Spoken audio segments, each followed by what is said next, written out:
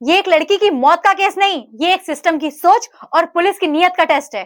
बिहार में नीट की तैयारी कर रही है एक लड़की अपने हॉस्टल में बेहोशी की हालत में मिलती है। उसे हॉस्पिटल ले जाया जाता है और कुछ समय बाद उसकी डेथ हो जाती है। यहाँ तक कहानी दर्दनाक है, पर असली कंट्रोवर्सी इसके बाद शुरू होती है। यहाँ पुलिस का पहला स्टेटमेंट आता है कि ड्रग ओवरडोज से मौत हुई है। बिना फॉरेंसिक रिपोर्ट, बिना पोस्टमार्टम, बिना पूरी इन्वेस्टिगेशन किए पुलिस ने पहले ही पूरी एक कहानी पब्लिक को सुना दी।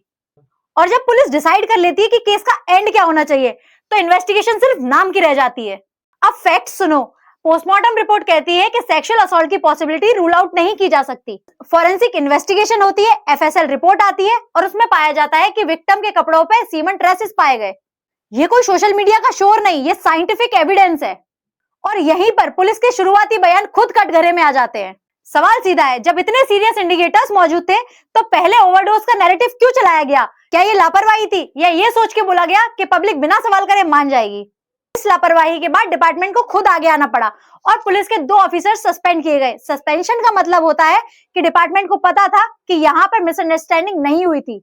लॉ के मुताबिक अगर सेक्सुअल असॉल्ट प्रूव होता है तो बीएनएस का सेक्शन 63 लॉ के अपराध को कवर करता है। और अगर लड़की की डेथ हुई तो सेक्शन 64 सबसे सख्त पनिशमेंट का रास्ता खोलता है। इन्वेस्टिगेशन का प्रोसेस बीएनएसएस के अंडर आता है, जिसमें पुलिस की लीगल ड्यूटी होती है कि वो फेयर, न्यूट्रल और ऑनेस्ट इन्वेस्टिगेशन करे। और जो फॉरेंसिक और डीएनए जैसे सबूत है, उनको कोर्ट में कैसे देखा जाएगा, ये डिसाइड करता है बीएसए के रूल से।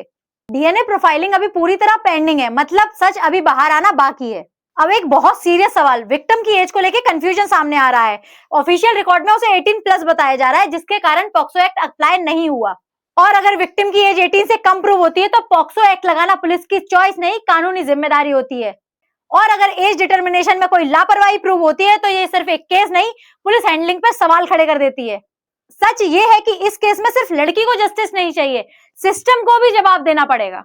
आखिरी सवाल आपसे, क्या हमें ऐसी पुलिस चाहिए जो पहले कहानी सेट करे, या ऐसी पुलिस चाहिए जो पहले सच ढूंढे? फॉलो लीगल ज्ञान बाय भावना, क्योंकि लॉ सिर्फ लॉयर्स के लिए नहीं, आम जनता के लिए भी होता है। मैं एक भारत की नागरिक, एक औरत और एक बेटी की मां होने के नाते अपने भारत के न्यायालय से ये दरख्वास्त करती हूँ कि जो भी इस केस में आरोपी हैं या जिन्होंने अपना काम सही से नहीं किया, उनको सख्त से सख्त सजा मिले।